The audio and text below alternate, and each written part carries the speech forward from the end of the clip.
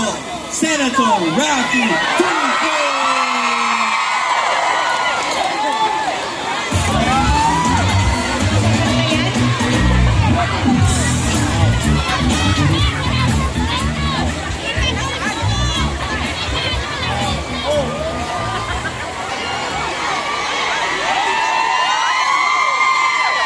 Thank you.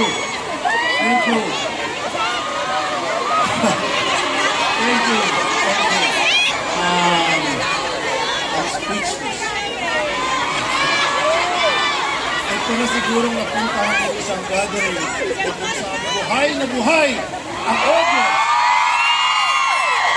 Hindi inaantok kahit na kanina umuulan, andito pa rin kayo, kaya talagang napakasaya ko. Sana lahat ng mga gatherings na pinupuntahan ko, ng grupo ko, ganito sana masaya para sa dulo. Para happy tayo lahat. Original video yung nakapailangan po. Natin tinatawag na saludo para sa mga FW. Bago ang lahat, pupuli po muna ako sa inyo. Alam niyo po, just imagine kung wala ang mga remittance ng ating mga OFW, ano na mangyayari sa ekonomiya ng Pilipinas?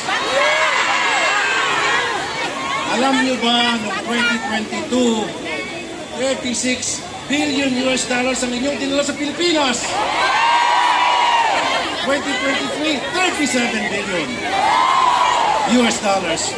At 2024, tumaas ulit, 38 billion US dollars. At magkano po sa pesos yan? 2.1 trillion pesos. Ganun po ang puwersa ninyo sa ating bayan. Ganun po kalakas kayo sa ekonomiya ng ating bayan. Pero, love you too. Pero, hindi naman po siguro masama